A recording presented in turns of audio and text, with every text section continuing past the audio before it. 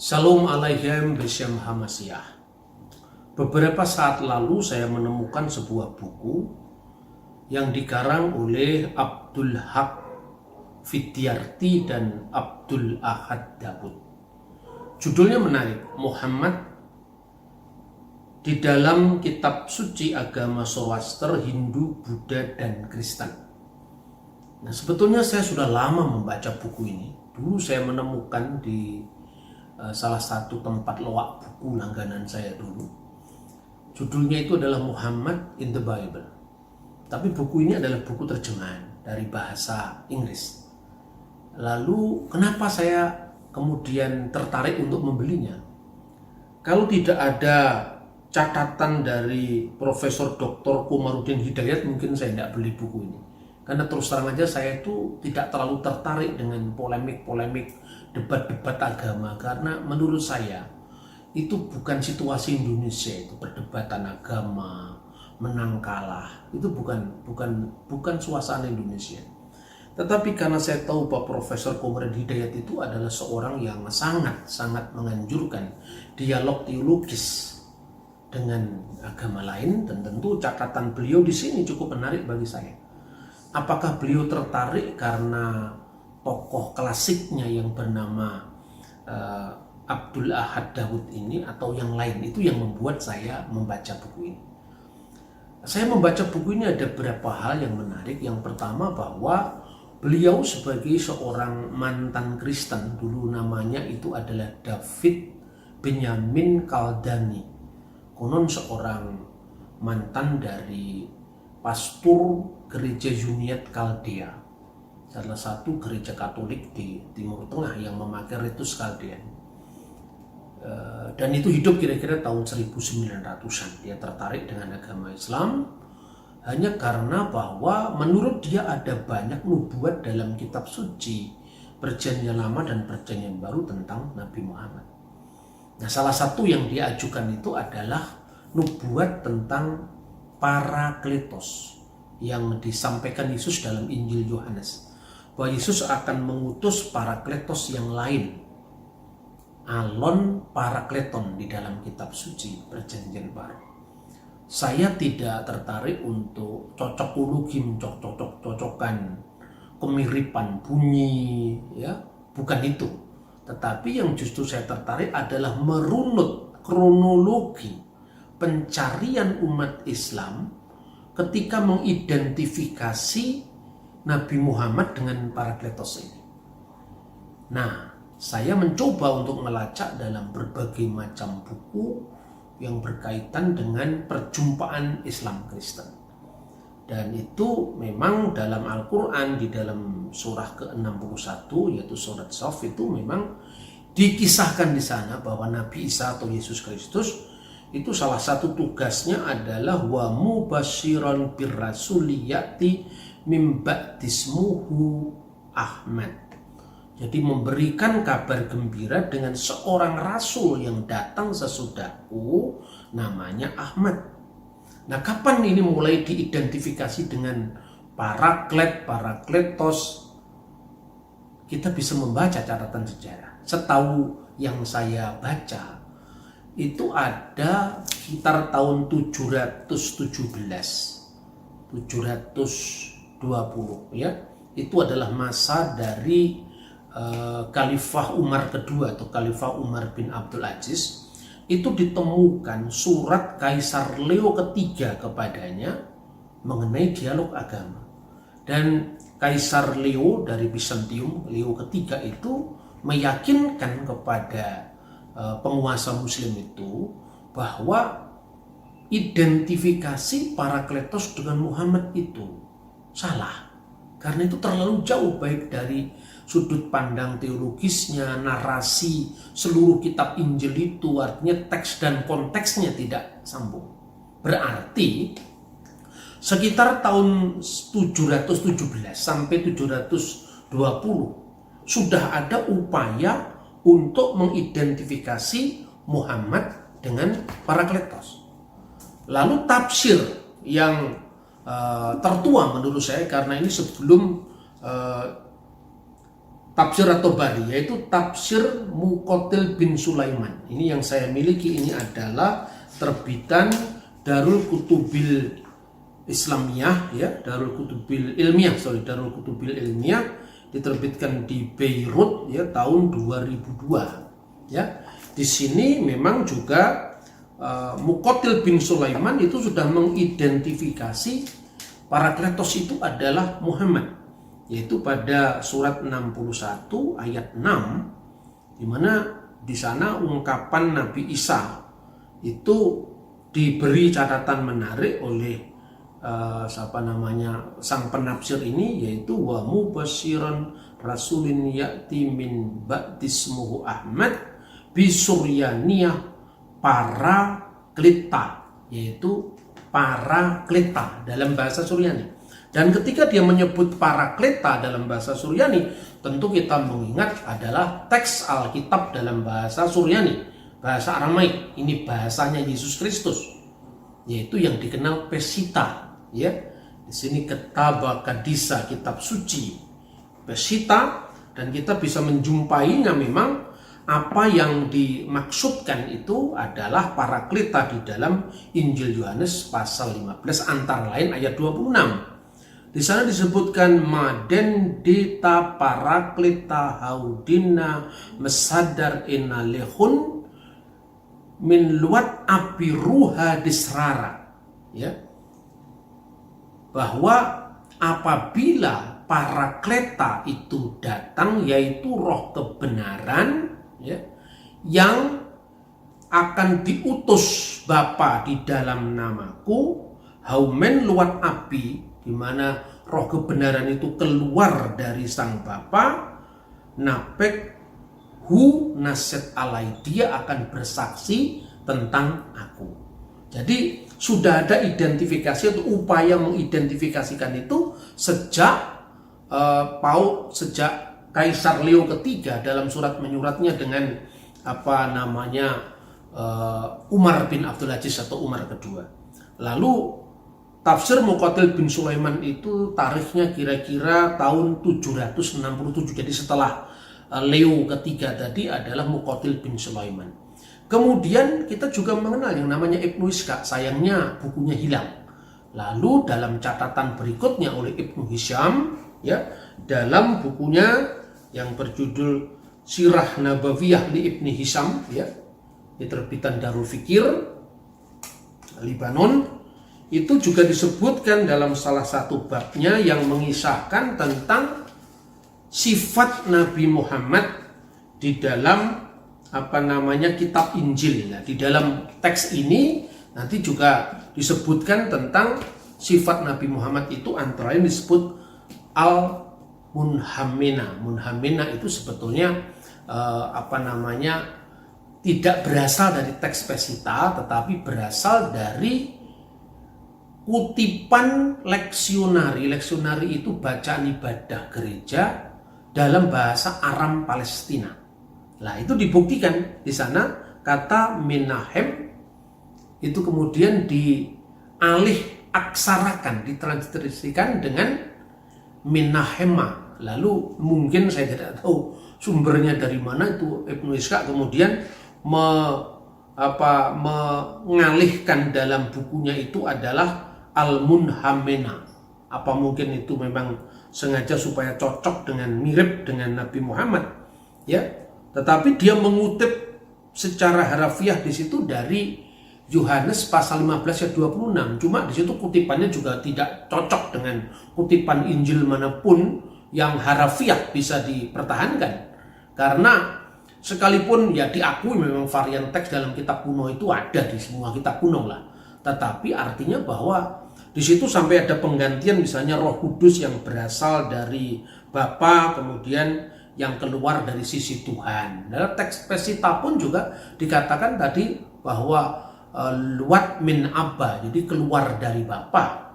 Lalu dikatakan yang berasal dari Tuhan, karena memang kata Bapa untuk dinisbatkan kepada Allah itu kan bertentangan dengan akidah Islam, karena Islam memahami itu seolah-olah hubungan kebapaan secara fisik, padahal bukan seperti itu. Nah, di sini ada penyesuaian kutipan untuk kepentingan dakwah dalam konteks Islam. Lalu di akhir dari keterangannya tentang Al-Munhammina tadi, lalu dia beri keterangan begini. Al-Munhammina bisuryaniyah. Al-Munhammina itu dalam bahasa Suryani artinya apa? Muhammad menurut dia. Wa huwa birumaniyati al-Baraklitus, dan dia di dalam bahasa Yunani, Rumaniyat itu Yunani adalah al-Baraklitus sallallahu alaihi wa alihi wasallam, yang adalah Muhammad sallallahu alaihi wasallam. Nah, tentu ini perkembangan kemudian setelah apa? Setelah tahun 767 ini, kira-kira di atas tahun 800-an. Tetapi untuk masa sekarang, saudara-saudara, terlalu mudah kita melakukan identifikasi teks, terlalu mudah. Mungkin pada zamannya David Benyamin Kaldani, ketika kemungkinan kata yang benar dari Parakletos itu bukan Parakletos, tapi Periklitos, untuk memirip-miripkan dengan terpuji Ahmad dan Muhammad. Tetapi untuk sekarang tentu itu sangat mudah di cross check. Misalnya terbitan-terbitan kuno Injil dalam bentuk kodek, misalnya kodek Sinaiticus, kodek Vaticanus, kodek Alexandrinus, kodek Bisai, kodek Ephraemi Rescriptus, ini dengan sangat mudah sekarang bisa dijumpai. Misalnya ya, ini Bibliorum Sacrorum Graecus Codex Vaticanus. Nah, ini adalah terbitan modern dari teks tulisan tangan yang kemudian dicetak. Tentu orang bisa langsung membandingkan dengan teks Ibrani cetakan huruf modern. Ini belum ada titik komanya. Kalau misalnya mengucapkan NRK in Holocaust ke Holocaust in Prostontion seperti itu. Begitu juga tentang nubuat Yesus tentang Parakletos tadi. Di semua teksnya berbunyi memang Parakletos, para bukan peri. Misalnya di dalam Yohanes pasal 15-26 tadi. Hode Parakletos tu pneuma tu agion hupemsei hupater entu onomatimo. Semua ayat berbunyi demikian. Kodek Vaticanus, kodek Ephraim, kodek Alexandrinus. Bahkan sebelum kodek, jadi itu masih dalam bentuk papirus. Misalnya papirus 66 itu disimpan di Bibliotheca Bodmeriana Switzerland. Itu juga bunyinya seperti itu. Nah, kalau kodek Vatikanus itu tahun 325 dan kemudian P66 itu naskah Injil Yohanes yang disimpan di Bibliotheca Bodmeriana Switzerland, itu uji karbon terakhir ini dari Profesor Kim itu tahun 120. Nah, sementara menurut catatan-catatan Apostolic Fathers, murid-muridnya para rasul sendiri, misalnya Papias, Polikarpus itu sejaman. Itu Rasul Yohanes meninggal tahun 96 di Efesus. Berarti hanya ada time gap antara penulisnya yang aslinya dengan naskah tertua yang ditemukannya. Itu tidak sampai 24 tahun. Tentu keakuratan teksnya bisa dipercaya, dan semua naskah kuno dari abad kedua, ketiga, keempat sampai kira-kira abad 11, lebih dari 5.000 naskah perjanjian baru yang aslinya semua menyebut Parakletos, tidak ada Perikletos. Kemudian yang kedua, di dalam penerapan ibadat dari abad ke abad, gereja selain punya kitab suci, itu adalah punya buku-buku liturgi maupun buku-buku hukum gereja, ya hukum kanonik gereja. Misalnya Didaskalia. Ada Didaskalia Apostolorum Koptik, Didaskalia Apostolorum Yunani. Didaskalia Apostolorum Koptik itu ditulis tahun 189, ya. Itu pembukaannya menggunakan kata Parakletos dalam pengertian Roh Kudus. Misalnya ya, ini terjemahan Koptik dari bahasa Koptik dialek Sahidi ke dalam bahasa Arab. Tertulis begini. Bismillahirrahmanirrahim. Ya, demi nama Allah Sang Bapa, Dobit Al-Kul, yang menguasai mengendalikan segala sesuatu. Ini terjemahan dari bahasa Yunani Pantokratora. wa ibnihi dan putranya Yesus al-Masih, wa Ruhil Kudus dan Roh Kudus, bil Baraklit, Parakletos. Jadi ini tahun 189. Semua ritus gereja, kitab suci, semua menerjemahkan kadang-kadang dengan Al-Mu'azzi, ya, sang penghibur, sang penolong, kadang-kadang hanya ditransliterasikan Al-Baraklit, tapi semuanya seperti itu. Begitu juga dalam terjemahan Koptik, ya, yang berdampingan dengan bahasa Arab. Untuk Yohanes pasal 15 ayat 26 juga diterjemahkan dengan Al-Baraklit. Dan itu artinya adalah Roh Kudus dan tidak memiliki makna lain. Apa itu nabi akhir zaman? Sama sekali tidak ada. Lalu pertanyaan kedua, dari mana asal kata Menahem, Menahema sebetulnya yang dibaca oleh Ibnu Hisham dengan Al-Menahema tadi? Dari mana asalnya? Karena dari pengharapan Yahudi, pengharapan mesianik Yahudi. Misalnya, di dalam kitab Ratapan, ya, kitab Eka, Sefer Eka, kitab Ratapan, pasal 1 ayat 16, itu misalnya disebutkan, Kirahak mimeni menahem mesi napsi. Jadi, karena sang Menahem itu, kirahak karena jauh daripadaku mimeni menahem mesi napsi. Karena jauh daripadaku Menahem yang menghibur jiwaku. Nah, kata Menahem itu di dalam Midrash Ekah Rabbah, ini dokumen Yahudi, ya. Lalu juga ada di dalam Traktat Sanhedrin, khususnya 98a. Itu diartikan Menahem itu adalah nama sang Mesias. Jadi nama Raja Mesias yang akan datang. Misalnya, saya ingin membaca Midrash Ekah Rabbah yang sudah saya terjemahkan dalam buku saya ini, yang judulnya Answering the Misunderstanding. Saya baca terjemahan dari Ekah Rabbah itu seperti ini, ya, Ekah Rabbah, Midrash Ekah Rabbah dari pasal 1 ayat 16. Jadi ini tradisi para rabi bahwa Menahem itu nama Mesias. Dikatakan atas otoritas Nabi Aibu dari penuturan Rabi Yehuda. Nama sang Mesias itu adalah Menahem. Ada seorang Yahudi yang sedang membajak sawah ketika ada orang Arab lewat, tiba-tiba lembunya berteriak, Yahudi bin Yahudi, sapa orang Arab itu. Lepaskan lembumu, lepaskan kokmu, lepaskan bajakmu karena bait Allah telah dihancurkan. Kok kamu tahu? Tanya Yahudi. Jawab si Arab, lembumu berteriak. Lalu Yahudi tadi melepaskan lembunya sebagai tanda perkabungan. Sementara mereka sedang berbicara, lembu itu berteriak untuk kedua kalinya. Hei Yahudi bin Yahudi, tanya si Arab, ikatlah lembumu, ikatlah kokmu, ikatlah bajakmu, sebab sang Mesias telah lahir. Di mana dilahirkan? Tanya Yahudi. Di ibu kota Bethlehem di wilayah Yehuda. Jawabnya. Siapa namanya? Jawabnya lagi, namanya Menahem.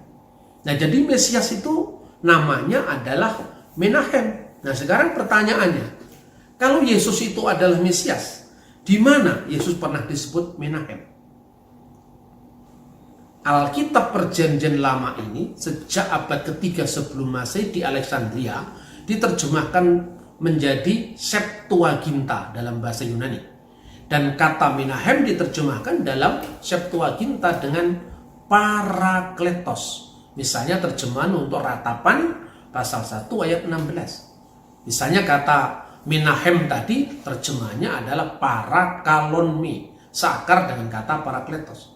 Dan kata Parakletos itu dimanapun juga artinya, baik itu dalam bahasa Ibrani klasik maupun bahasa Ibrani sekarang ini.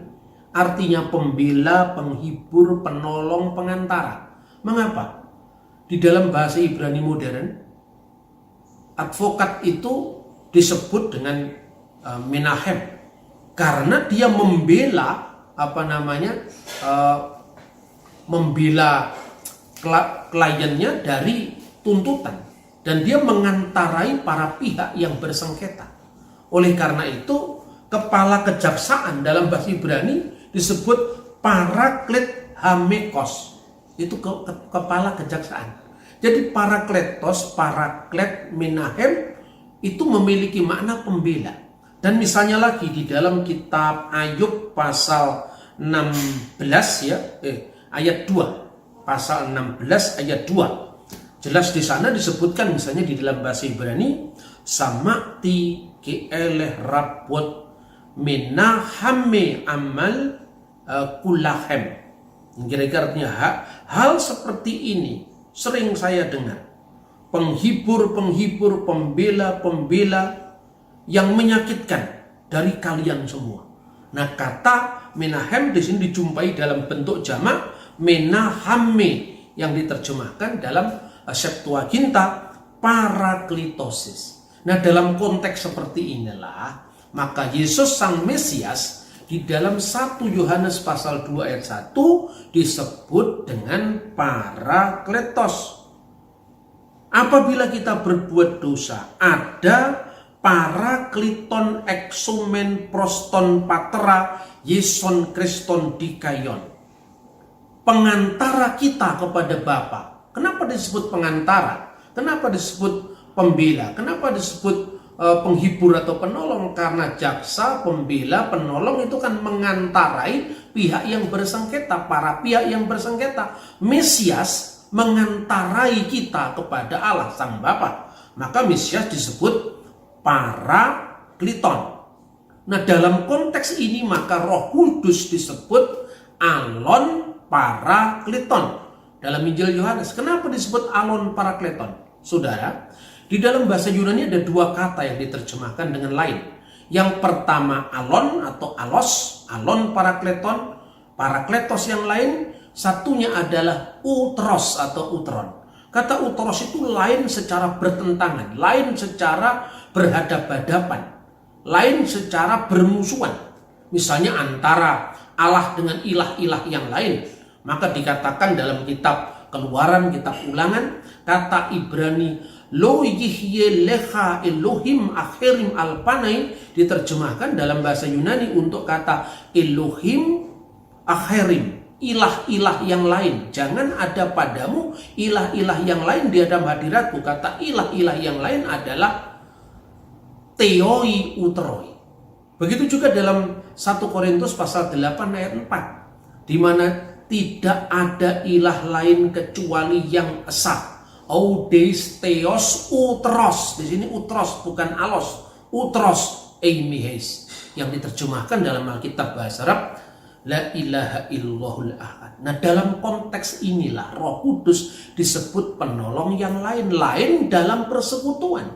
Karena Bapa, Putra dan Roh Kudus itu adalah salah safi akonim, tiga di dalam personalitas ilahi. Tentu bukan person dalam pengertian manusia yang terpisah satu sama lain, tetapi di dalam satu zat hakikat yang disebut satu ousia, yaitu Bapa yang adalah wujudnya, Putra adalah firman-Nya yang berada dalam sang wujud yang satu, dan Roh Kudus yang juga berada dalam diri sang Bapa. Karena itu kita berdoa dengan Bismil Abi Walibni Warrohil Kudus Al Ilah Wakid, demi nama Bapa dan Putra dan Roh Kudus, Allah yang esa. Nah, Roh Kudus adalah alon parakleton karena Yesus Sang Mesias adalah Sang Parakletos, Sang Menahem. Kiranya apa yang saya sajikan dari tanggapan terhadap tulisan dari David Benyamin Kaldani ini bisa paling tidak memberikan pencerahan kepada orang Kristen yang imannya sedang dipertanyakan oleh pihak lain. Tuhan memberkati kita. Shalom alaikum, Bisham Hamasiyah.